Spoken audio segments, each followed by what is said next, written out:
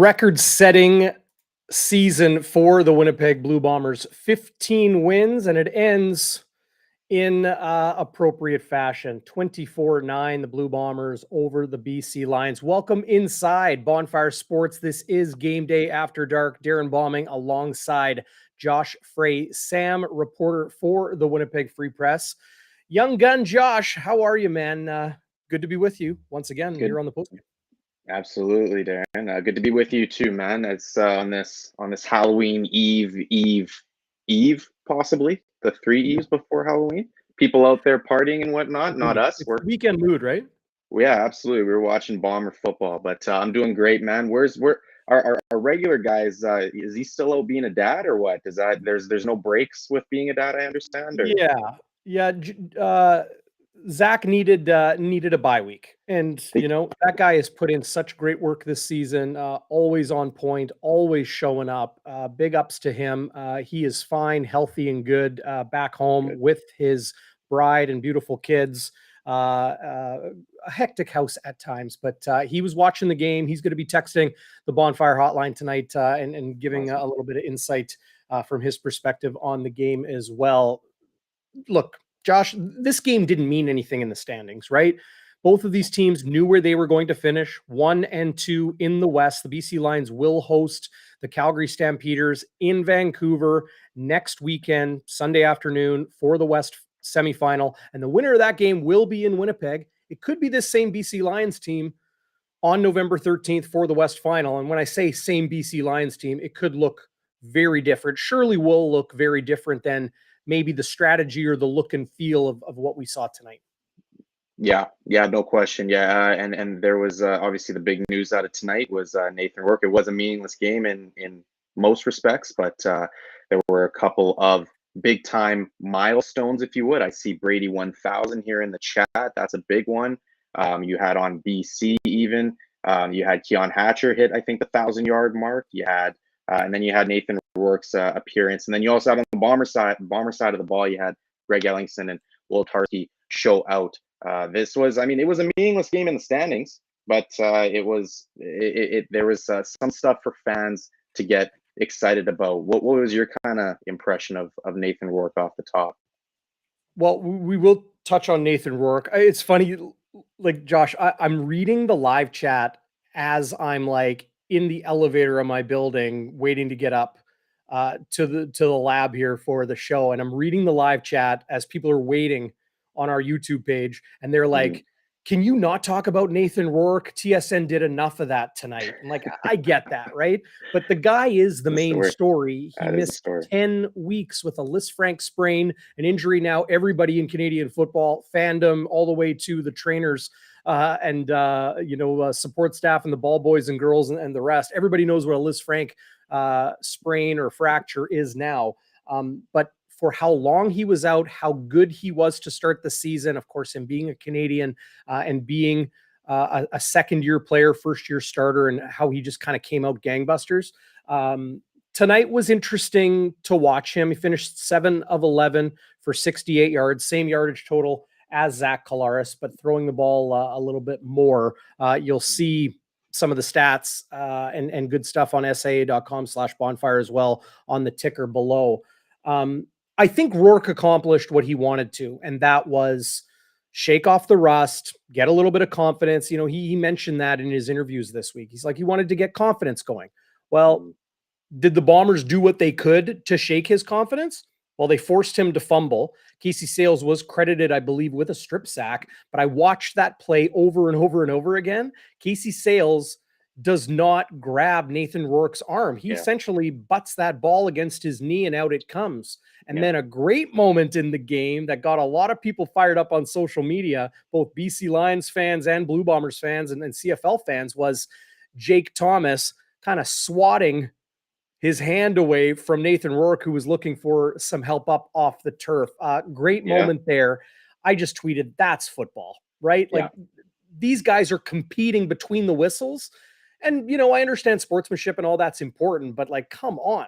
This guy has been a killer in the CFL for the 9 games that he did play. Why would Jake Thomas do anything to help him. It's an intimidation thing. It's a psychological thing. These two teams could be right back on that same turf in 14 days or whatever it is, 15 days, and competing for an opportunity to go to the Grey Cup. Yeah, yeah, and the other thing is actually what's interesting is I believe both of those guys, not only Case Sales but also Nathan Rourke, Jake Tom, they both went to Ohio. They were Ohio Bobcats. So I don't think they were teammates. Sorry, that's However, Rourke and who? Rourke and I believe it's and Jake. What was it? Thomas who? Was it Thomas who reached out, or was it Casey Sales who reached It down was Casey Sales who got credited with the strip sack, but it was Thomas kind No, of but standing over Rourke reached after the down? play. Yeah. So there was some interesting because Rourke went to Ohio, I think, a year before him or something, or a year after or Sales. something like that. Him, yeah. And so there was a little bit of just kind of like a friendly, or a little bit of a alma mater kind of thing going on there between the two. But I thought Right. that was obviously a really cool. And yeah, it was just a competitive, like to your point. I mean, that's just the part of the game, right? I mean, you're just like you said, that's psychological. It's all part of it. I'll just kind of maybe give my quick thing on Rourke just so that we can get past it, so that we can get to the big blue as well here.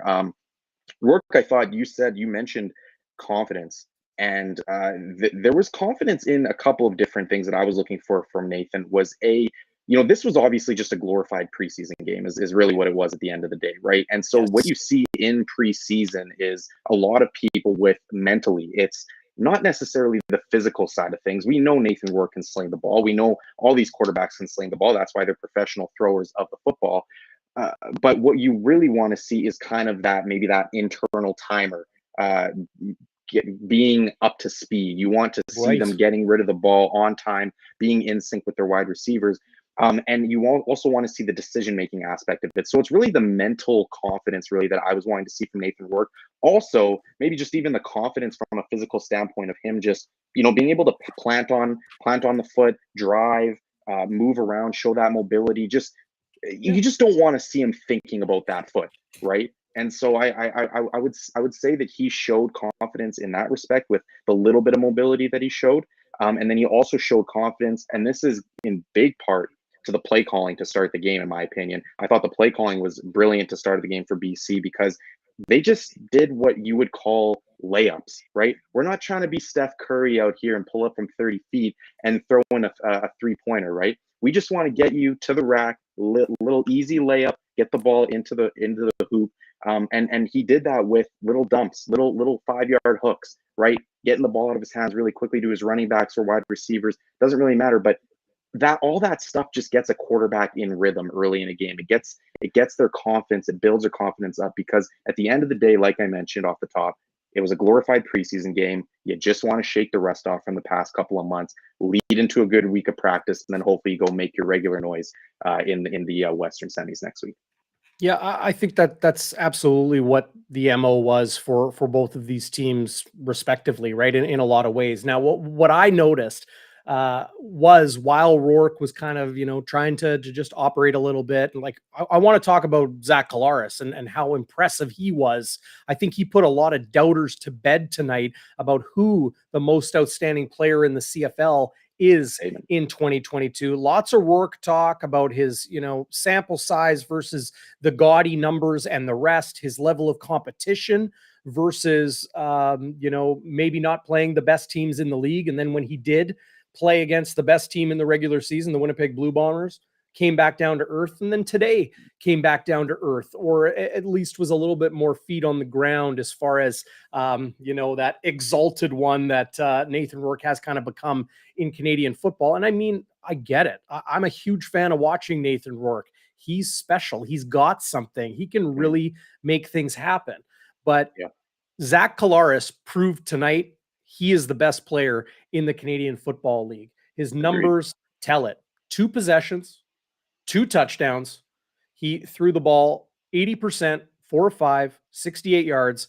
Quarterback efficiency rating. What's a perfect QBR? 158.3. That's right. That was Zach Collaros' number tonight, which I think tells the whole story. But shaking that rust off, what stood out to me, I wanted to mention earlier, was that when Nathan Rourke did throw the ball deep, who was there? It was Canadian rookie corner Tyrell Ford, his brother Trey, quarterback of the Edmonton Elks, in attendance at IG Field tonight, hanging out in the stands with family and friends for sure. And then before that, it was Jamal Parker with a great pass breakup on a deep ball. Those two plays, I think, were great for the psychological battle that is these playoff tune-ups, this glorified preseason game, week 21 exhibition, however you want to look at it, because Nathan Rourke, if he has to face the Winnipeg Blue Bombers again in the West Final on that same turf, he knows he's got to go up against guys like Tyrell Ford, like Jamal Parker, like Dietrich Nichols and company. That is a very, very talented Blue Bombers defensive secondary. Yeah, no question. I thought it was a big time game from Tyrell Ford. I thought that he absolutely balled out today, and Jamal Parker, yeah, like you mentioned. So with all that being said, I mean, without exactly echoing everything that you just said, I mean, it is kind of one of those things where if Rourke hits one of those big time shots down the field, I mean, that is at that point now he's rolling. You know what I mean? Now it's just kind of okay. Yep. Not only have I hit my couple of layups that I've underneath, but now I've hit the 3-pointer. Now I've hit the 35-footer, right? So I think that's I think those are big time plays from Tyrell Ford and Jamal Parker, respectively. Bombers defense overall was great today. I thought. I think that they're whether it was the starters or whether it was the backups, and my biggest guy, I'm sure we'll get to him later on in the show as well, was Casey Sales. I thought that he had a big time game, but was there anybody else from Winnipeg that you wanted to kind of touch on just as far as big time games? Well, another player that shook off the rust when talking about the Blue Bombers defense was Jackson Jeffcoat. Mike O'Shea spoke after the game about, it's tough to see on the sidelines, what's happening in the trenches, that sort of thing. But, Jeffcoat did get to the quarterback. He played a lot of snaps tonight, which I think is a very positive sign. A guy that's been kind of nagged by something for a month or two now, in and out of the lineup, in and out of practice, that sort of thing. But, offensively, good to see that strike from Zach Collaros to Greg Ellingson. I think that was a 26-yarder. Good to see the strike from Zach Collaros to Drew Wolodarski. Both of those receivers have missed a good amount of time here over the final stretch of the regular season. And then, of course, it is really positive that you still see that late play off schedule connection between Collaros and his receivers. It was Rasheed Bailey on his touchdown. And Zach Schnitzer said it on his Twitter during the game. Is there anybody better at pulling the ball up off the turf, getting his hands up underneath it than Rasheed Bailey? He seems to always be able to do that and make it look easy. And then, of course, we're going to talk a lot about Dalton Schoen tonight, because not only did he finish tonight atop the league lead in receiving yards and touchdowns, he will finish in the league lead in receiving touchdowns. Could end up leading the league in touchdowns, period, if Caleb Evans doesn't rush for any in the triple header on Saturday. The receiving yards, don't count Geno Lewis out yet. He could have a big game for the Montreal Alouettes. He is that team's most outstanding player nominee. But there you got a guy who's right there with Dalton Schoen, who's been in this league a long time, Josh. The numbers are there, the touchdowns, the receptions. And in Montreal, he's their most outstanding player nominee. Nobody on the defense, nobody else on the offense. It's Geno Lewis. That's how good Dalton Schoen was this season. And he did it as a rookie, which is crazy. Well, that's just it. I heard on the broadcast they were talking about. They said, "Well, this is an all-time Bombers rookie year, and this isn't just an all-time Bombers rookie year. This is an all-time CFL rookie year." And it's just, I'm just kind of sitting there thinking to myself, "Well, this isn't just an all-time CFL rookie year. Like, this is just, he's having a great all-time year. Period." Like, I mean, it's just, I mean, when you're talking about 16 touchdowns over the course of a season, is just, that is no small feat whatsoever. Dalton Schoen, he set himself up great, not only for the playoffs, not only for next season, but like just his future as a whole, we don't know where he's going to get looks. We don't know. We talked about it a couple weeks ago when we were on the show here, just as far as maybe potential NFL looks in his future. No Yeah, question. that's absolutely a possibility for Dalton. So I think that he had he was tremendous today. And just going back to, I mean, everything with Zach Collaros, man, like this was, again, going back to the whole glorified preseason thing. This is just a matter of, I think that the amount of time that, not that anybody cares what I would have done, but if I was in Mike O'Shea's, if I was in his shoes, I think I would have done exactly what he did with Zach Collaros, which was playing for the first quarter. And that's all you really need, is just to get him, just just get him with live bullets. Just get a couple live bullets in there. Just the feel of the game, right? It's just the feel of the game. And then that's all you really wanted to do, was just kind of get him the, like I just mentioned when talking with Rourke, was you just wanted to get that confidence, that kind of that fluidity, that confidence, that rhythm, still going, and keeping it smooth, and riding into the postseason. That's what he did. And then also with Ellingson and Wolodarski, it was great to see those guys back on the football field. But I mean, we did not see Nick Dembski out there, but just the thought of once again having the receiving core all fully healthy, all together. And then it was just something also to see the offensive line, of course, no Kolonkowski, but but of course the regular starting five, what we were expecting to begin the year, out there, and it was just really nice to see them, and Brady Oliveira, just Brady with a cap in 1,000 yards there, with that crazy run at the end of the first half was awesome as well. So it was really cool not to only see them just kind of do the shake off the rust, if you would, or keep the rust off, if you would, but just, it was also kind of just nice to see what was essentially the entire starting offense all out there together, and just, you see them go 2 drives, 2 tugs. That was, I mean, that you can't really ask for much better things than that. So yeah, I think that it's just one of those, it was, like you said, for Collaros, making kind of a statement game as far as most outstanding player. I think it was just a statement game. It was just kind of like that, hey, yeah, we were missed, by the way, we were missing, 2 of our top receivers this entire time, and now we're getting them back. And by the way, we still didn't have Dembski in the offense. So yeah, get ready for whoever's coming to IG Field in a couple of weeks. Yeah, Josh, I'm picking up what you're putting down. Maybe not a statement game, but a statement, no doubt, Yeah. by Zach Collaros of just how good this Blue Bombers offense is when he is at the controls. 4 plays, 60 yards, capped by the Dalton Schoen touchdown, 10 plays, 59 yards, including that 26-yard strike to Greg Ellingson, for the Rasheed Bailey touchdown drive as well, to go up 14-0. Sit down 8. Well, he didn't sit down. He kept the helmet on. He stood there right on the sideline, on the paint, pretty much for the entirety of the game, with Drew Brown or with Dakota Prukop, kind of walking the sideline and watching, standing right at that line of scrimmage, focusing closely on the snap exchange, on the offensive line. Like, those guys, when they're on the sidelines, like if a starter or even a number 2, a reserve, is watching the game, Josh, it's amazing to watch them, because they are engaged in the game. It's like they are doing a shadow rep in their mind of what is going on, what they would do, what the assignment is, what mistakes to avoid. They're probably not thinking about mistakes to avoid, but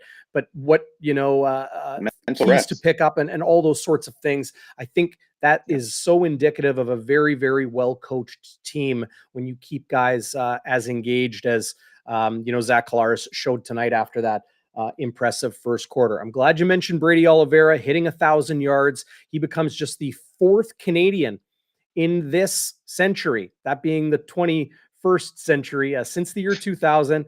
John Cornish, Jerome Messam, Andrew Harris, and now Brady Oliveira as the only Canadians to rush for 1,000 yards in a regular season. Amazing how, geez, it was a month into the regular season, Josh, and people were like still talking about, Johnny Augustine, and maybe Greg McCrae should get some touches, and do they need to trade for somebody, and this or that. I think Brady showed everybody wrong, and he put together a heck of a season. He didn't just run hard tonight, but he runs hard, period.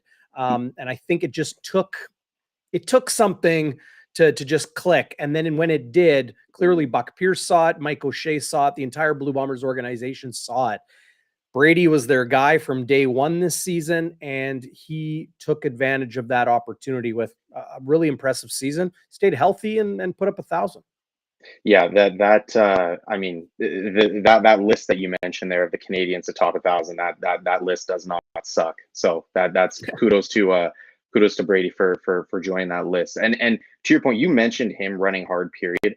There was something about tonight for me with Brady that just he looked like he came out of the gates just like he knew that he was only, whatever it was, 70 odd yards or whatever it was away from 1,000. Like he knew 100%. that, right? Coming to of course he did. And he just kind of came out with, he looked like he was almost running a little harder than normal. Like there was something, I don't know, there was something, me watching it, and I'm just kind of sitting there like, oh my God, like he is running with a purpose tonight. And that is the, as he calls itself, the Brady brand of football is running that hard. And I will say as well, man, like, I mean, Brady's a guy who I went to high school with for in our grade 9 year before he transferred to Oak Park. And I will say, man, like it's kudos to him because you saw him even in grade 9 when him and I weren't overly close at that time, but you saw him. It was kind of like everybody at lunch hour was out there, doing their lunch hour thing as high school kids do. But Sure. Brady was in the gym. You know what I mean? He was working out, and because he had kind of that mentality of, hey, I want to get to the CFL, or I want to even, he was trying to get to the NFL at one point, right? And so that you saw it kind of carry into his college days and now into the CFL. And I'll be honest, there was a point in time in which I was kind of looking at Brady and his brand of football, and there was something that wasn't quite sitting right with me as far as him being the lead dog, as far as Winnipeg's lead dog going forward. There was something, maybe it just wasn't his. He had that Andrew Harris kind of brand, but he wasn't as athletic, in my opinion, as Andrew Harris. So there was kind of something that was missing there from.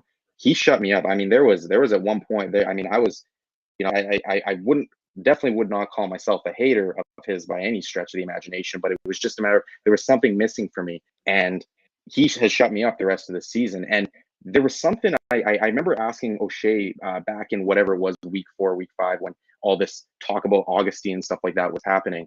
And right. I asked him, like, what was the conversation like with Buck Pierce as far as just giving Brady the keys to the car here? Like, there was the 1 week where it was like they were splitting carries, and then Brady just took over. Like, it just wasn't. Right. And of course, Mike didn't. I mean, Coach O'Shea didn't give us anything to chew on with that question as he does. But at the same time, it was just kind of one of those things where he just kind of took the keys, and whatever it was behind the scenes that happened there that Brady did, or whatever it was, they just decided, like, yep, this is Brady's time. And he's just kind of taken it and ran with it. And he just seems to get better as the game goes along. And so I think Brady, great game from him. He ran exceptionally hard. Kudos to him for getting that 1,000 yard mark. And the offensive line also, I kudos to them, because the offensive line showed out big time as well tonight. Well, anytime you have 1,000 yard rusher on a team, a lot of that credit, goes to those big boys up front, and it's more than just the starting 5. Other guys came in and helped get the job done. Liam Dobson lining up in jumbo package as a tight end. Mike Miller coming in as a fullback and blocking. Jake Thomas coming in on offense in short yardage sometimes. Brady, I believe, needed 71 yards to break 1,000 tonight. He finished 9 carries, 72 yards. He averaged 8 yards per carry, and his long was only 20. So he didn't do that with a big chunk play. He was just workmanlike, putting in the yards. Up next, the CFL postseason. It is just over a week away. I want everybody out there who is watching to get into the live chat and give us your West semifinal prediction. Stampeders at Lions next Sunday in Vancouver. Who's coming to Winnipeg for the West final? Great to see everybody in the live chat joining us here on Game Day After Dark. love seeing all the Firestarters out there supporting the channel. James, Ryan, Songspire, you look new to me. Welcome. Appreciate you tuning in. Corey, Friesen, Waiters, Patrick Adamick, who's watching from Mexico, I have no doubt. Jeff Kabilas, James, I could go on and on. You guys are awesome. Sign Guy says he got to wear Lucky Whitehead's spinning top hat tonight. So that's a win right there. Barflies, great to see everybody here on the channel. Head down below, give us a thumbs up. Really appreciate that as well. When it comes to the postseason, things no doubt will change, Josh. Winnipeg does look tuned up and ready. Oh, yeah. I look at the defensive side of the ball and some of the moves the Blue Bombers have made as of late, kind of as indications of what that roster may look like for the playoffs. Desmond Lawrence signed as a free agent, cut by the Hamilton Tiger Cats, late in the season. Winnipeg scoops him up, was their most outstanding rookie in 2021. There he is, a free agent in 2022. He came in, played corner, looked good in coverage, didn't look so good to me in run support. Jamal Parker looked great. And I think that really made a difference of who's getting the work in this regular season finale. And I think there will be a little bit of a wrinkle. I'm not certain of this, Josh, but I think it is a possibility that Demario Houston, he was the Blue Bombers' boundary corner this season. Not Winston Rose. It was Demario Houston. And, that's the spot. That's the island, right? That's the toughest guard position in the CFL secondary. And Demario Houston was that guy. He's missed a lot of time due to injury this year. I believe it's a lower body issue. He's been back practicing again. I think what Winnipeg will do is keep Dietrich Nichols and Winston Rose at boundary. They'll definitely keep Winston Rose at one of the cornerback spots. I think they'll bring Demario Houston back and have Jamal Parker at halfback. So I think Desmond Lawrence, while he came here to Winnipeg, practiced for a week, then played for a week in BC, practiced again with the ones, over the last couple of weeks here going into this regular season finale. I think Desmond Lawrence, is the contingency plan. I think Demario Houston could come back. That is a huge boon to this Blue Bombers defense, who now has a healthy Jackson Jeffcoat, a healthy Willie Jefferson, Casey Sales, and Jake Thomas in the middle. Ricky Walker running after guys late in the game tonight at defensive tackle. You have Malik Clements back and healthy. You have Jesse Briggs and Shane Gauthier in support. Adam Big Hill. You have Alden Darby, the new dime backer, helping in run support and the pass game. And then, of course, Brandon Alexander coming back just after Labor Day. Everything has come together at the right time for this Blue Bombers team. If they had lost tonight, I think there may be questions. I'd like your take on that, Josh, and everybody out there as well. If the Blue Bombers lost in Vancouver last week, 40-32, and then they lost tonight, even though they were meaningless games for them in the standings, wouldn't there be questions about, are the Blue Bombers tuned up for a postseason run? I think a win tonight washes that away. You look at the roster, you look at the way their season went, 15-3, and finishing with a win at home. By the way, the other win at home, the Bombers led the CFL in attendance this season, over 28,641. John Hodge of 3 Down Nation did the math. That's a huge win at home. But the Bombers win at home tonight, I think, really solidifies the confidence, not just amongst the team. I'm talking about the fans and the media and the people outside of Manitoba that look at the Blue Bombers going for a three-peat, feel pretty good about that. Yeah, and that's just it. I mean, the key in playoffs, regardless of the sport that you're talking about, it's typically the most successful teams of the playoffs are those who are hot at the right time into the playoffs and healthy going into the playoffs at the right time. So the Bombers are getting both of those. I mean, if, again, to your point, you mentioned if the Bombers had lost back-to-back games here going into the postseason, regardless of whether it was with the starters or not playing for that matter for the majority of the game, I still think that there would have been a little bit of there would have been something to talk about there as far as, okay, are these guys ready to go? Is there any rust concerns, anything like to that effect? now we're not talking about that. We got nothing to talk about in that respect. I think this team is ready to go. We saw what the offense can do. We saw what the defense has done. What the defense did all game. You got Damari Houston. Hopefully, if he can come back, obviously that is big time. I mean, the more help, the better in the secondary, especially in the CFL. So all around, I mean, this is top to bottom. This team is about as healthy as it possibly can get heading into the postseason in a couple of weeks. I mean, shoot, this is you think about the term any given Sunday, which obviously applies. You know, it could anything can happen, but this is on paper. This is really the Bombers are the runaway favorites, and regardless of what they do, this is theirs to lose on paper. And so I think that's something to keep in mind. Josh, like, it's going to be a catastrophic letdown if the Blue Bombers do anything this year but win the Grey Cup. Like, come on, let's state the obvious here. If they lose November 13th, or if they lose on November 20th in Regina, like, if they're doing anything but hoisting the mug as the confetti flies on the night of November 20th in Regina, Saskatchewan, it's going to be absolute chaos. Because everything's lined up. Let me ask you this then. Like, I mean, in that respect, like, what do you think if you were doing kind of the scouting against the Bombers? Like, what do you see as being the weakness of, or the soft spot in this Bombers team to exploit in order to beat them? Because even someone just commented here in the chat saying you pretty much have to play perfect football against this team for 60 minutes to come out with the W. And I completely agree with that. They're never out of a game. Is there something specific that you think is that can really be exploited here for 60 minutes on this team? Well, that's the ultimate question going through pro football grapevines in Canada right now, right? I don't think there's anything specific, because the Blue Bombers are extremely solid and deep, top to bottom, and offense and defense and special teams. And even in that fourth phase of football, the coaching and the mentality and the leadership and the community and the fight for your teammates, mentality that they have, everything is there.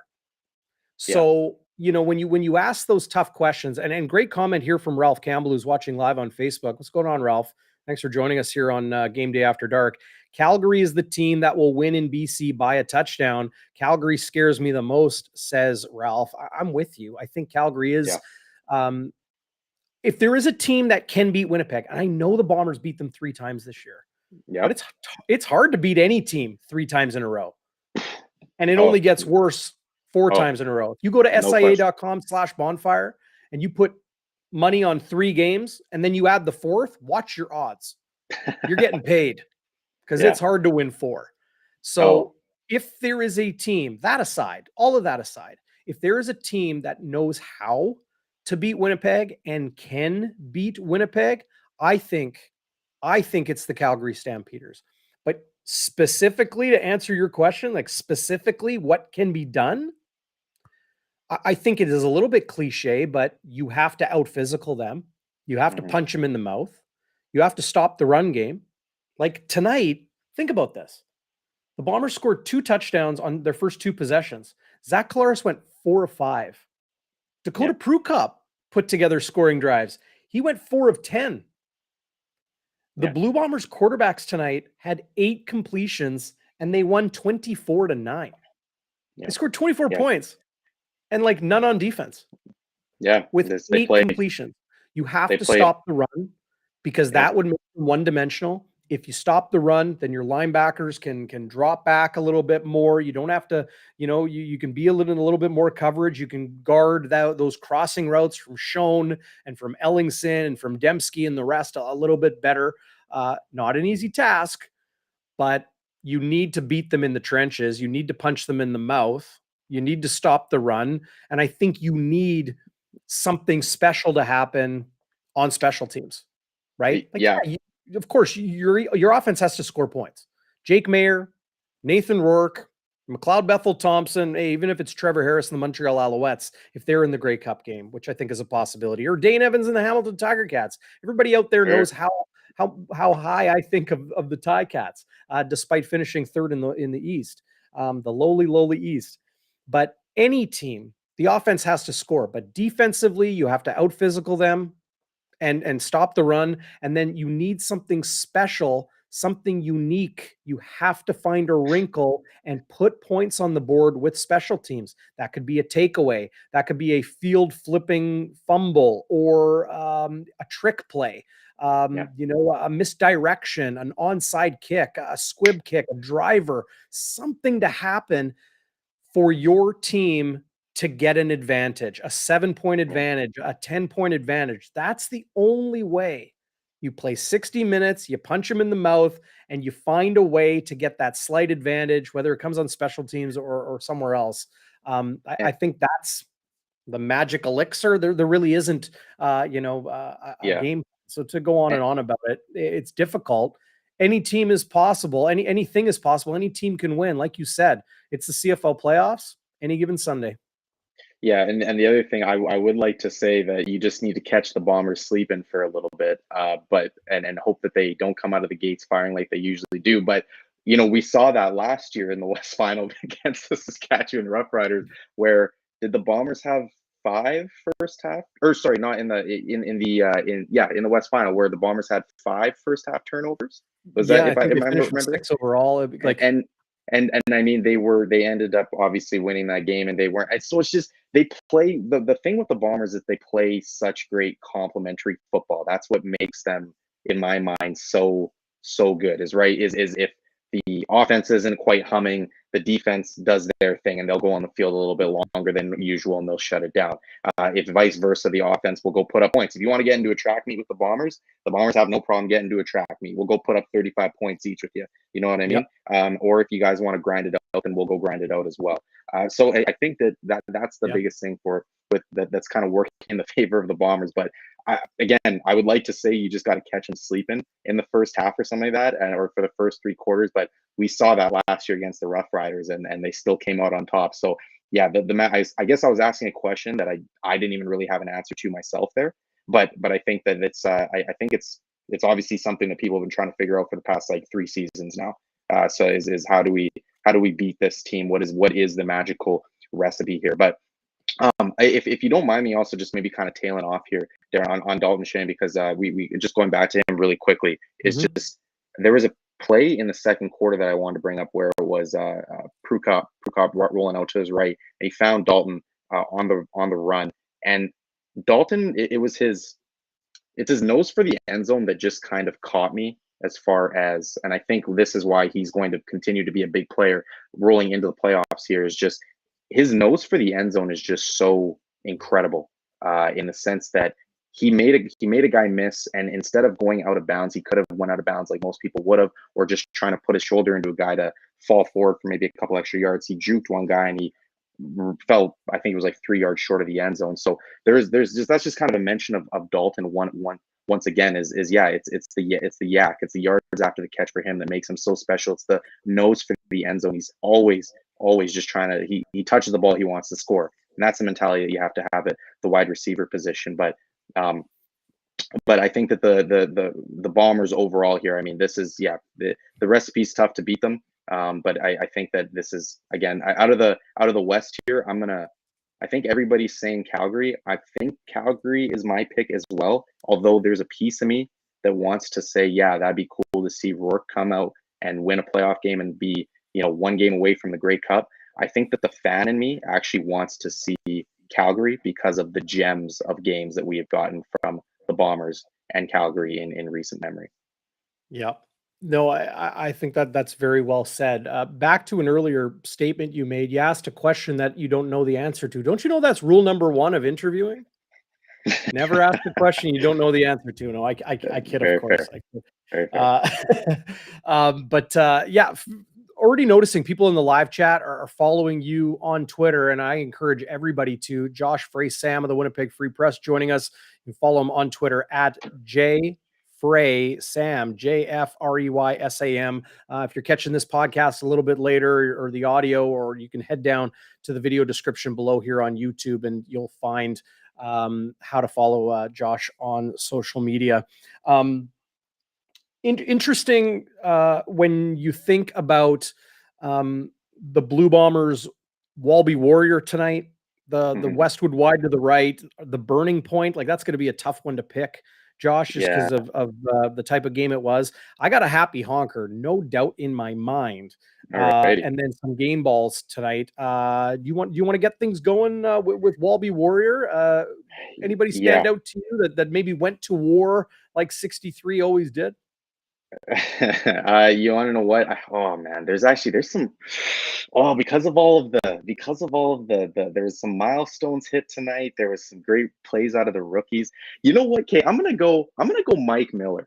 I'm taking Mike Miller on this one because did I take yours? Yes. Okay. My apologies, but okay, No, Mike Miller. don't apologize. Mike Miller. The reason why I'm going with him is because not only did he score a touchdown, which by the way, that is a play that play as far as bringing whether it's a tight end or a fullback over into that to take the snap under.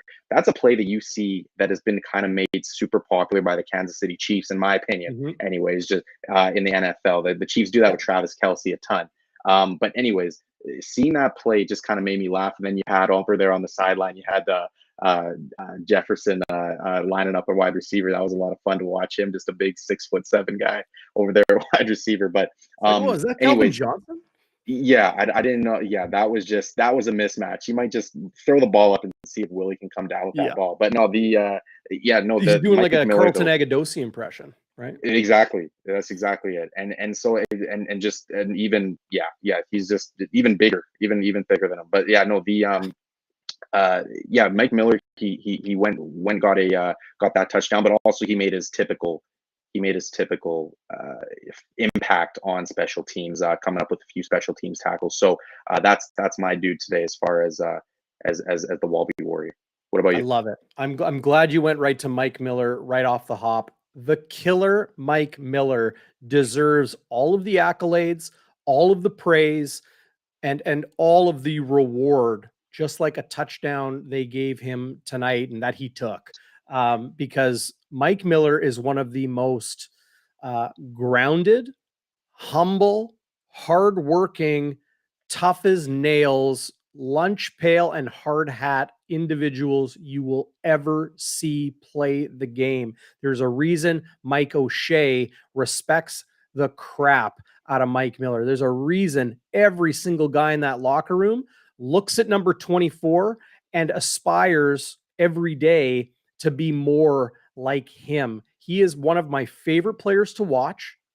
And as a fan of football, I'm a fan of Mike Miller because of just how good he is at what he does. He is not flashy. He is not, front of line, face on the side of the Bomber store or, people talking about him all the time. But when it came to, voting and recognition, and now that he is like, I've been talking about Mike Miller before he was like within reach of that all-time special teams tackle record, like way before that. Because he just puts in work. The guy knows how to play football, and awesome to see him get a touchdown in the regular season finale tonight. I hope he comes back and continues to play in 2023. No insight, no information on that, but interesting that they gave him a carry on the goal line in the regular season finale tonight. I love that. Great pick for your Walby Warrior, Josh Frey-Sam. Tyrell Ford says waiters. Other people mention Brady Oliveira, I think is a great choice for Walby's Warrior.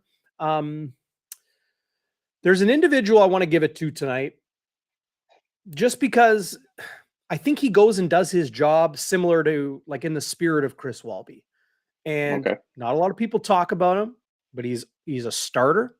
He's out there. He makes plays. I think he's wildly underrated. And that is Casey Sales. Great for him to get the strip sack tonight, get in Nathan Rourke's kitchen a little bit. If they face each other again in 15, 16 days, I think that's a huge mental and psychological advantage the Blue Bombers have in having Casey Sales, number 90, pushing the pile in the middle, and Nathan Rourke, looking over his center at Casey Sales. But he's my Walby Warrior tonight, getting the strip sack, even if he maybe didn't cause the fumble, but rewarded for great work, in getting in Nathan Rourke's kitchen, throwing him off a little bit. So often people are like, where's Steven Richardson? Our run defense isn't as good as it. We need Stove. He's the guy. Sure. He's a very, very good football player, and unfortunate his season, just hit some health issues with the BC Lions. But Casey Sales is a very, very solid, good football player. The Blue Bombers are lucky to have him. He's my Walby Warrior tonight. Yeah, he was in the backfield a lot tonight. I thought that he was a lot of fun to watch, and yeah, he obviously was kind of put the pressure on to cause that fumble, and then he also just found himself making plays not only in the run game, but he also found himself making plays pass rushing as well. He just seems to continuously be, and to your point, you mentioned the lunch pail, Mike Miller. I mean, like that's just kind of that goes hand in hand, honestly. With Casey Sales, you could mention him as a lunch pail guy as well. Like these are just guys. They just go to work, get their job done, consistently make plays on each week in, week out. I love the pick from you. What's up next as far as awards that we're giving out here? I'll quickly say Casey Sales finished the season with 36 tackles as a DT. 36. That's 2 every game, which is pretty good as a defensive nose. Not bad. 6 sacks and 2 forced fumbles, including the one tonight. He had a sack in each of Winnipeg's last 3 games and played. Did he miss any? 1, 2, 3, 4. I don't think he missed any games this year. Like, just healthy, good to go. That's best ability is availability. Well put. Well put. Next up, Westwood's wide to the right. The moment in this game or this week or whatever maybe rubbed you the wrong way was an absolute miss. God, it's a tough one. Very tough one. I don't even know if I have one tonight. I don't know if I have one. Everything was just great tonight. Here's my Westwood wide to the right. For the first time, I believe, I haven't double checked this, but I'm told first time since 1996 that the final regular season week in the Canadian Football League was meaningless for the standings and the playoff seeding and the rest. So that was a bit of a miss. The CFL is normally, no lead is safe even in the standings, right? Would like to know how that wait for the TV ratings and stuff and everything to come out, see how everything did as far as obviously the Bombers said, you mentioned earlier, Bombers crowd, we set the record or we were leading the league this year.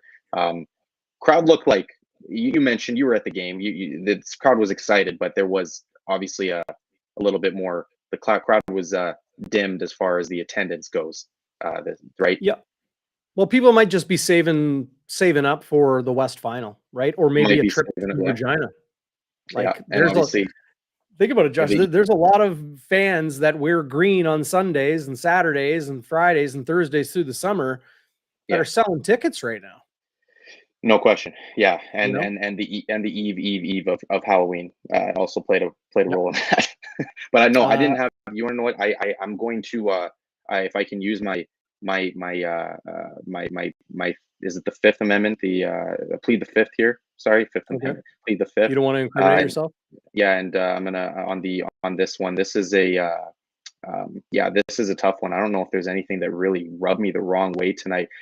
Drew Brown. I mean, I guess I don't want to pick on Drew, but I mean, I didn't think that I was hoping that he would come out. I was hoping I could see him again today and just kind of see him show out again and have another even up his game from last week, but he didn't really up it. He just kind of came in. He was very quiet today. Just kind of the clock was just going and got in, got out, and that was pretty much it. So didn't really see too much from Drew Brown tonight. But that's not to say that he's took a step back or anything like that. Just was and coverage on Rourke was wide right. Yeah. Well, maybe. Yeah, like everybody in the live chat is talking about too much Rourke hype, too much. Like I get it, but it's almost like talking about Tom Brady in the NFL, good, bad, or otherwise. They're going to talk about TB12, right? And in Canada, after 2.5 months away, 10 weeks, Nathan Rourke returns for a meaningless game, but still a regular season finale and a home playoff game in 7-8 days. It's going to be the story. Look, that's just the way it is. There'll be lots of talk about the Blue Bombers at the CFL Awards. during Grey Cup week, possibly one way or the other. They'll be talking about the Blue Bombers at Grey Cup week. Am I right? Like, look, I know fans don't Yeah, want to, talk about that slim possibility, but it's a real one. People are going to be talking about the Blue Bombers one way or another at no Grey question. Cup week in Regina. Okay, our bonfire burning point, the point in the game tonight that maybe turn the tides of the game. I will start and All right. say I got a couple. Maybe I'll let you go first. Um, Turning the point of the You game. I pick up mean, what I'm putting down. Like there were some moments where the game changed, right? yeah, I mean I mean the game changed for me, and when the game changed for me when it was just on that opening turnover. To be honest with you, from Rourke, I thought that was kind of they just got off to the races. I mean, when you give the Bombers just that kind of an opportunity early in the game like that, they're definitely going to capitalize. And then I thought that it was actually that second.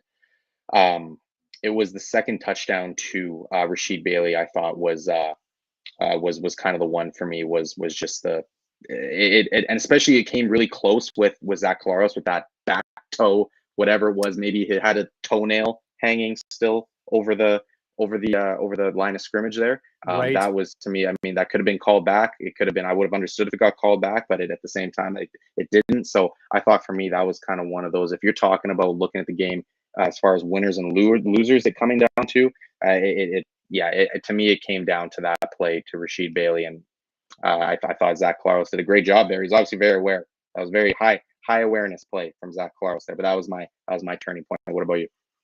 I think he was over the line of scrimmage. I do.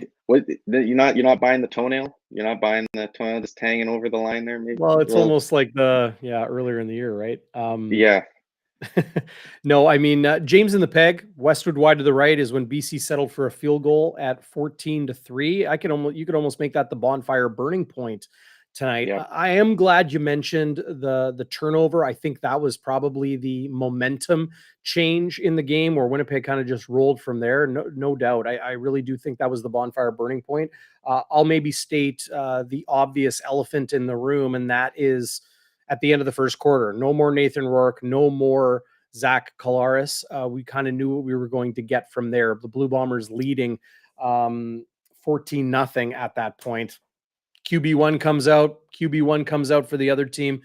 That's my bonfire burning point. Before we get to our game balls and our happy honker, Josh, were you surprised it was so much Dakota Prukop and not as much Drew Brown from the yeah, Bombers? Second quarter, yeah. third quarter, into the fourth? Yeah, oh, yeah. I was actually. You want to know what? I will say, even on both sides of the ball, I was actually surprised that there was actually a piece of me that wanted to see Nathan Rourke just a little bit more on BC side. Like I would have loved to see him for like the entire first half. But like on the Winnipeg side of the ball, definitely, I thought there was no question in my mind that Drew Brown was going to come out right after Zach and play Yeah. for the majority, the rest of the rest of the game. Maybe give Prukop the whole fourth quarter. But I definitely thought, just as far as like, yeah, let's continue to develop this guy and give him just about as much playing time as we possibly can. And that I'm just made watching sense. I'm watching Drew Brown like literally adjust his pants and his like hand warmer, and like him and Prukop throwing at the quarter break. They're throwing like crazy back and forth, just both keeping warm, keeping that arm limber. And then Brown's like checking himself, you know what I mean? And like getting ready to go. And I'm like, okay, Drew Brown's coming into the game for the beginning of the second quarter.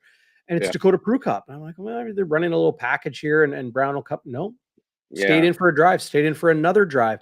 And then the third quarter came, and I'm like, okay, they're going to give Drew Brown the second half. More Dakota Prukop. yeah, I think on the whole, this is a positive indication because Drew yeah. Brown has shown really well. Pick Oh, yeah. sixes, whatever. It doesn't matter. An interception is an interception. If they take it back to the house, well, there's 6 points on the board, but not meaningful for the Blue Bombers or their assessment of Drew Brown.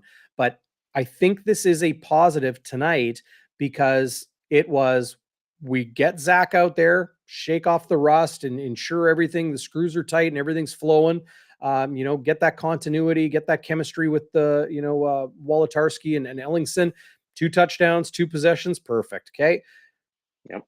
you want to go to your number 2, and that is Drew Brown. When it comes to like running the offense, the number 2 is Drew Brown, not Dakota Prukop. Well, they didn't need to go to him because he's already seen a lot of action this season, Yeah. right? He's, Yeah. played the majority of that game in BC. He's played a lot, here in Winnipeg, not a lot, but, he's played a fair amount as well. Dakota Prukop has come in, and it's like, we're going to fake short yardage and throw the ball, or we're going to just run off tackle, or we're going to run it up the gut, or it's a, wedge package, short yardage, goal line. Today, you got to see Dakota Prukop run the offense, hand the ball off to Brady, drop back, 3-step, 5-step, go through his progression. He got to play like legit quarterback. Yeah. And I think that's a good thing. The CFL has this niche of specialty quarterbacking, right? Caleb Evans had 15 touchdowns this year. He might even have more, in their regular season finale against Hamilton on Saturday. Yeah. There's Dakota Prukop doing what he kind of did through the early parts of his first 5 years in the CFL, and that is running an offense. So I think that's a very positive sign that Drew Brown is comfortable, Buck Pierce and the Blue Bombers are comfortable. Well, let's give Dakota a good look just because we can. Similar to how, Adam Bighill played a little weak side today, and they used a lot of Shane Gauthier and a lot of Jesse Briggs in the linebacking core. Tyrell Ford getting the start. They have the opportunity to move guys around, try them in different roles, work on contingencies, get guys comfortable doing the uncomfortable so that when the uncomfortable comes, they're prepared for it. It's a good thing. Yeah. And no question. And that goes back to, a couple weeks ago when we were talking about it, it's just like, this is the blessing for the Bombers, is they have the luxury of just doing this, right? Of throwing out really whoever they want to just go, you want to go develop. And really, Darrin, the quarterback is the most important position in all of sports. So you can never have too many good quarterbacks on your roster. If you want to have 3 quarterbacks that are capable of at one point going into the game and producing for you, there is a lot worse problems to have if you are a football team. So I think that Drew Brown not going was confusing for sure. But I thought Prukop actually stepped in, and I thought he did pretty well as well. I thought that he made a couple of nice plays with his legs. I'm actually really curious to know whether or not whether Buck Pierce has any more wrinkles with Prukop up his sleeve, which is a question that I would have loved to ask him, just as far as we've seen all the different kinds of things that they've done already with Dakota. But do they have anything else up their sleeves that they're kind of just waiting? They're kind of storing in the vault for the Western Finals to catch whatever team, whether it's Calgary or BC, off guard. And to that point as well, in the same vein, I'd like to know whether they have something in the vault for Dembski, whether they have something in the vault for McRae that they just have not put on tape yet. And I would not be surprised if they do. But Prukop, starting with him for sure, that run package, they got to have something in the vault. I think that a wrinkle in that run game that they have not shown yet. No question. Yeah. Good football teams always have a chapter of the playbook they haven't touched. They haven't shown anybody, because why do that? You always need that ace up your sleeve, that little wrinkle you can throw at an opponent to see if you can throw them off, something they've never seen before. It goes beyond just offensive trick plays or special packages for Dakota Prukop or whatever. It's wide receiver alignments. It is, route patterns and the ways the receivers move, downfield and break off routes and all those sorts of things. The way the offensive line works defensively, tons of different things that they can do. A lot of criticism, Josh, has come on the Blue Bombers as of late, especially coming out of that game in BC where Terry Williams just went off returning kicks. Yeah. That Winnipeg's cover teams aren't doing well. Mm-hmm. Why show all of your cards? I've been saying this for weeks here on all 3 of our shows. Why show all of your cards when you got first place wrapped up? When everybody's gunning for you, why give them film? Why give them the keys? Keep it up your sleeve. Play a little bit of cloak and dagger. There's a reason they close practices. It's so they can practice things that nobody has seen before. The media, A fan, nobody. Because Yeah. believe me, in competitive pro sports, there's all types of individuals out there that might pop into a practice. It's very simple to walk through the Bombers store and watch a few minutes of Bombers practice or Rough Riders practice or Lions or Stamps or whoever. But yeah, no doubt. I think especially the special teams, they've got something special, Yeah. for an awful double entendre. Um, Yeah. for the postseason, no doubt. That's just smart Yeah. football. Yeah, and then it's just exactly. And there's a lot of reasons why you'd use that right there. What have you? It could be for a momentum shifter. It could be for to spark something. It just for anything, right? To keep those things up your sleeve. So for sure, I'm definitely in that boat with you. What do we have to get to next year? Man, you're just workmanlike. I love it. We got Okay. to get to our Happy Honker Award. So the thing that brought a little bit of joy to you in this Blue Bombers 24-9 win, I want to give it to Mike Miller. I'm just going to take it. I'm going to give Okay. the Happy Honker to Mike Miller. I think I have Okay. an honorary mention though, but I'll let you go first.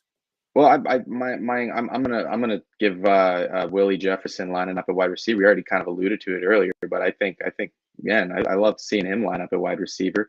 Um, and yeah, I think that was kind of the part that kind of just made me smile on the day. Also, you said Mike Miller already, but seeing him get that snap, but on that same play, I think it was hilarious seeing. Willie line up Yeah. a wide receiver there. And then Can you also, imagine him just like tugging on the well, receiver's coach's jacket? Like, hey, there was, like I get me in said, there. there's a piece of me that just wanted to see what it was. Prukop, I think, just see him, just take step back and just lob up a fade ball to him, see who could come down with it. No doubt. There's a piece of me, No but yeah, doubt. no, Willie Or definitely, fake the obvious, fake the fade route and have him cut in. yeah, yeah, That's what I would for run. sure. I would love to see that. Yeah, that's anything. I think he would have. I think the sideline would have went nuts as well if he had come down with the Oh, ball. So yeah, no, the Willie was definitely kind of my happy honker for today. And I'll just kind of maybe throw in one other one. Is Tyrell Ford. We already mentioned him a couple times today, but you always yeah. love just seeing a rookie just come out and ball out, show out. These guys are trying to not only compete for spots on the depth chart right now, but they're also just trying to um, they're also trying to compete, show out for jobs next year, right? To see if they can Yeah. maybe start on a team next year full time. So I think that always loves seeing the rookies show out. Yeah, no doubt. First career start for Tyrell Ford with his brother in attendance. That's twin brother in attendance. That's pretty cool thing right there. I will give an honorary mention of the Happy Honker Award, and really, this is the true. I shouldn't even be the honorary mention. Maybe I'll give that to Mike Miller. I'll give my official Happy Honker Award to the spirit of the award, and that is the Blue Bombers fans. 23,685 in attendance tonight, as you know, watching the team honor Joe Poplawski, number 71, going up forever in the Ring of Yeah. Honor, joining a handful of teammates, including our good friend Chris Walby.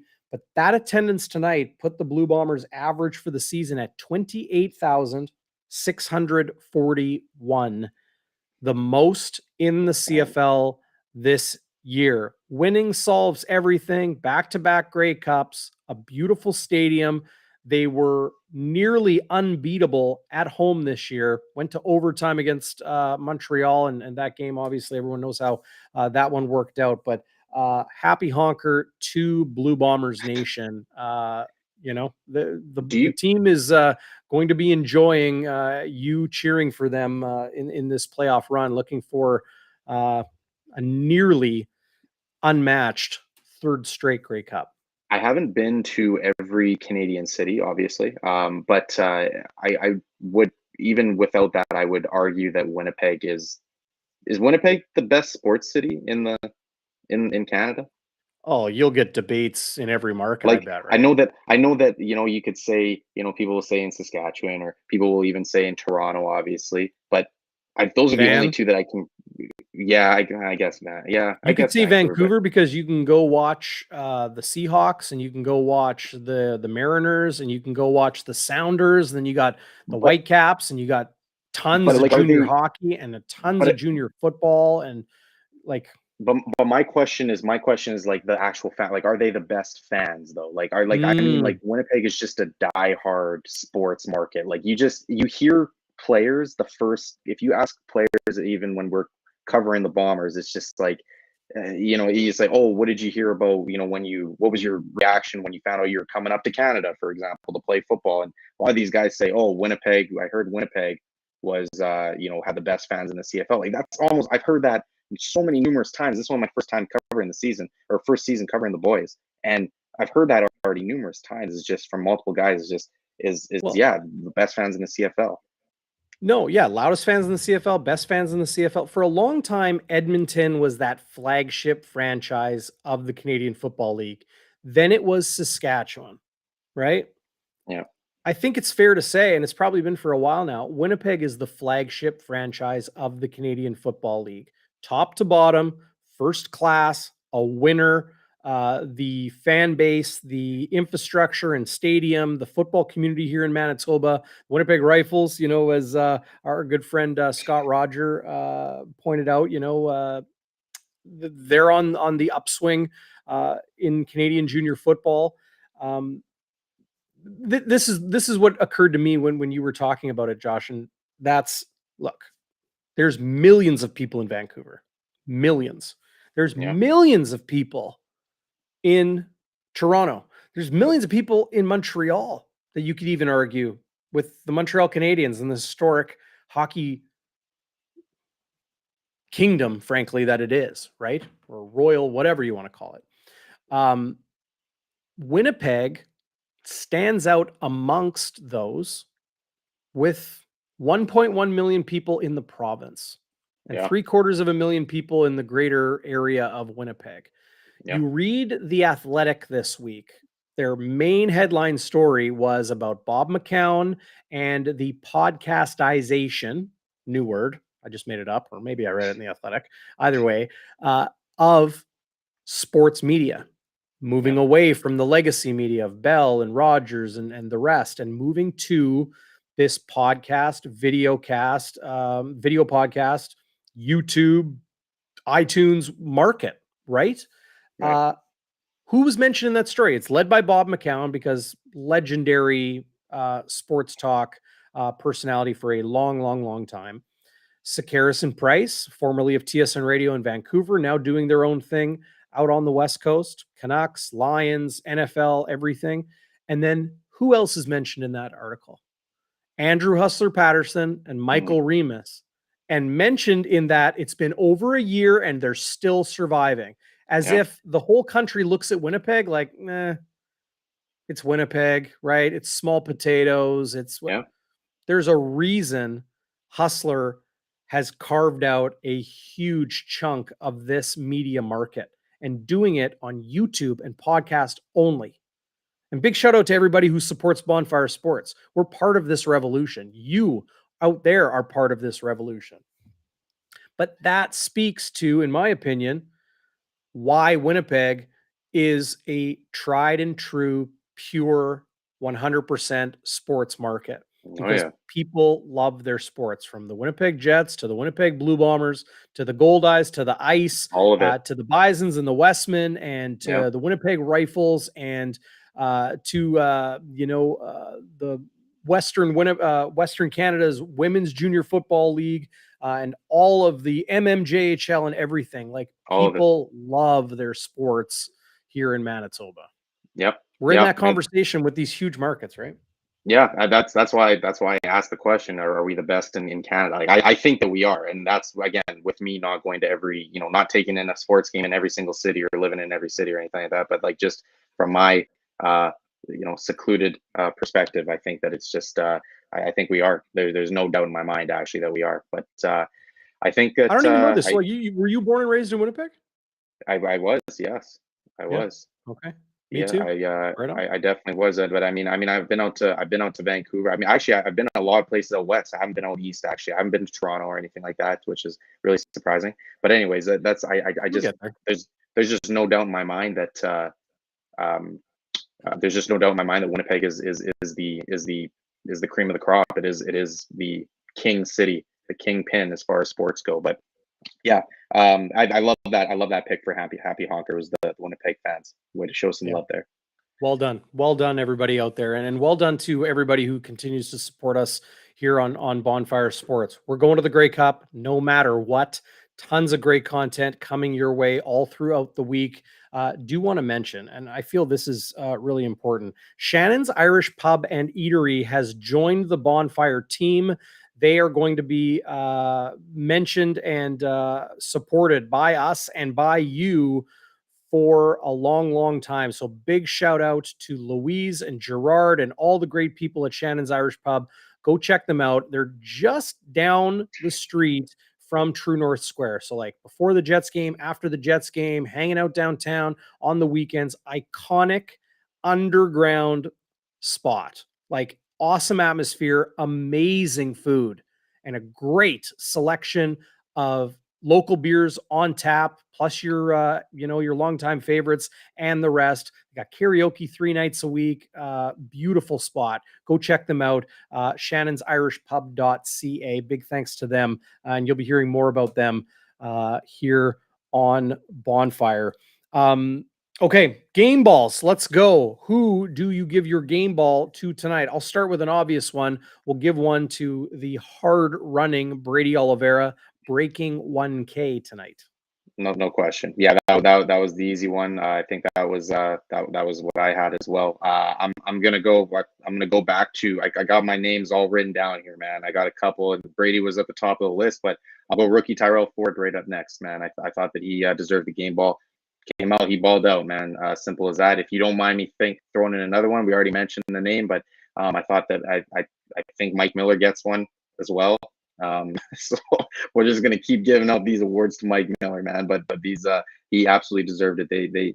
These guys showed out when the game was, again, we've mentioned it's meaningless. We talk about it's a glorified preseason game where it can be tough for some people to want to tune in, and these guys went out and they balled out. They found a way to stand out. Yeah, Brady Oliveira, Tyrell Ford, Casey Sales, absolutely all there at the top of the list. Well put. I will give one to Zach Kalaris. 2 possessions, 2 touchdowns. Bing, bang, boom. Okay, let's let the other guys go in and let's start preparing for the Lions or the Stampeders. Yes, no question. Do you what's your is it too early for you to make your Grey Cup prediction, or Oh what do you have wow! your Ooh. do you Ooh. do you have your playoff prediction here to maybe? You want like my bracket? Yeah, I mean, like, what do you got 'Cause coming out of the? it all starts like right away. Yeah, who Well, do you here, got let coming out me. of the East? Who do you got coming out of the West? And like, and I guess what's your Eastern final prediction and your West final prediction, and then yeah, I'll give you my bracket. I'll give you my sure. bracket. We don't got to go through 64, right? It's not March. So, well, like, look, triple header tomorrow, Montreal and Toronto, Hamilton in Ottawa, Saskatchewan, wraps up their regular season on the road in Calgary. Looking forward to that. I got to do a little bit of Bison's volleyball, I think, down at Investors Group Athletic Center, but I'm going to try to take in a lot of these games. I'm going to go to sia.com/bonfire. Get over there right now, sign up. I think you can get 100% bonus up to $1,000 in bet credits. You won't find that anywhere else. They are Canada's sportsbook. I think Montreal will go into the postseason with momentum, as Hamilton as well. They're both road teams. I like them both to win this week. I think Calgary will rest a lot of guys. I don't think Kadeem Carey is playing this week, but this is my bracket. I think Calgary comes out of Vancouver with a win. They come to Winnipeg, fight tooth and nail. I got the Bombers representing the West in the Grey Cup on November 20th. In the East, I've got Hamilton winning on the road in Montreal and then losing in Toronto to a well-rested Argonauts team. Bombers over Argos in the 109th Grey Cup. And I was this close, picking Hamilton to come out. See, and here I am. I Zero. want to argue with you about one of your picks or something, and I can't. This is exactly what I will say is this could be Bombers. What a story it would be if it was Bombers versus Toronto with a potentially coming back Andrew Harris in the backfield. Now that could be the story of the week. I think that would be. I'm all here for it. You know what I mean? I think that would be so much fun. But yeah, no question. I agree with you, top to bottom. I think Hamilton goes out there. I think Montreal will probably be the favorite, I would imagine, by a point or two or something in the East semis. And then I think that I will definitely hammer the Ticats to cover the spread there and win. And then I will go to the Argonauts as well. I think they'll handle business there, and then maybe we'll see a relatively healthy Andrew Harris ready to take on the Bombers. And we saw what he did in the playoffs last year after coming off a little bit of injuries in the regular season. There, he looked like a man possessed. So that would be a lot of fun to see him against the stout Winnipeg Blue Bombers run defense. And then on the west side, like we mentioned earlier, it's Winnipeg's to lose, I think, at this point, at least on paper. But that West final game, which I expect to be Calgary versus Winnipeg, that in my mind will be the Grey Cup. I think that will be the game of the playoffs.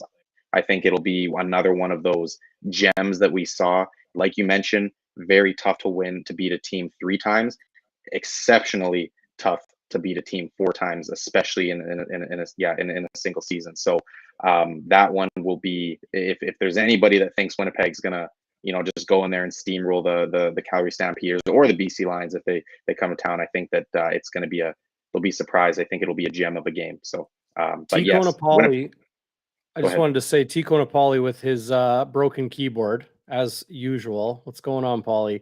All caps. Check the receipts. Harris is the whole reason he's been saying Blue Bombers versus Argos in the Grey Cup. Some people asking if Andrew Harris is done for the season. Oh no, he's not. He is so not. We thought, like Rourke, we thought, yes.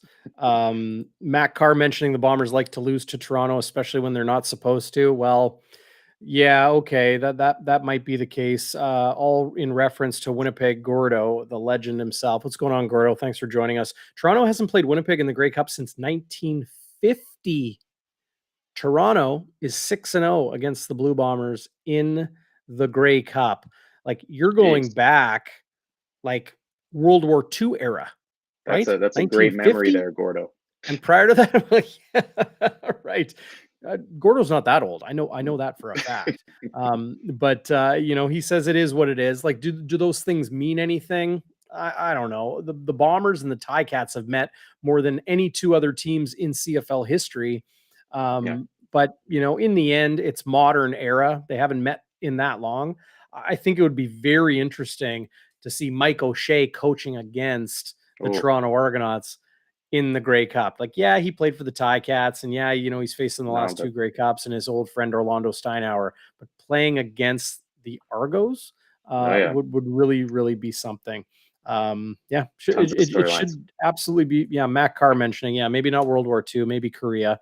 That is fair. I was actually talking to my dad yesterday about the Korean War and all of that stuff because, well, I won't get into that, but 1950. That's pretty incredible. How old are you,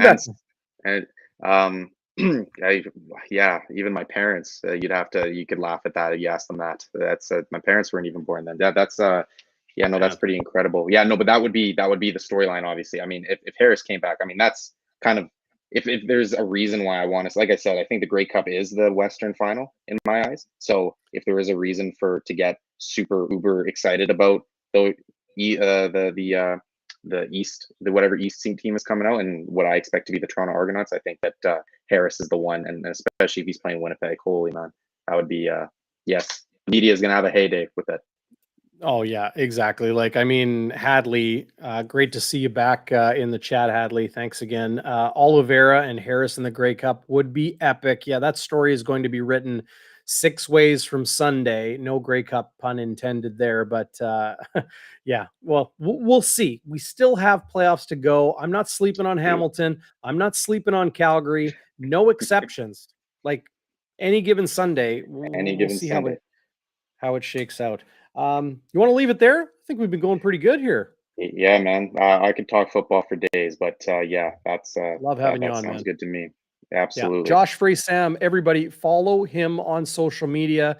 I like calling him the young gun. He is up and coming here in the Winnipeg market, winnipegfreepress.com to read his stuff. And for those of you who can't see that on the screen, at JFREYSAM, J Frey Sam. His name is Josh. And you're going to be hearing more from him, no doubt, in the months and years to come. Josh, this was awesome, man. I'm with you. NFL, CFL. I could talk ball with you all day long, maybe even junior ball. I'll get you. I know you took in a lot of those rifles games this year. Maybe we'll talk a little bit of rifles next season. No question. Absolutely. Love to have me on anytime, man. Always open to come chat with you. No, that's great. That's great. Hey, everybody out there, thanks for joining us and thanks for supporting our sponsors that keep us going here on Bonfire Sports. Shannon's Irish Pub and Eatery, go check them out on Carlton Street. You can't miss them right across from the convention center. Bombers win 24-19. Oliveira has 1,000 yards. Dalton Schoen breaks rookie records and could finish atop the CFL in receiving yards as well as touchdowns. We'll keep an eye on Geno Lewis in Montreal tomorrow, and the Bombers win 15 games for the first time in franchise history with that 24-9 win at the Madhouse on Matheson tonight. Bonfire midweek, Wednesday at 7:30. Chris Walby will be back with me prior to the West final, but we got you covered here all the way through the CFL playoffs on Bonfire Sports. Josh Frey-Sam, thanks again, my friend. Appreciate you. Thank you, man. All right, everybody. Have a great night. We'll see you soon.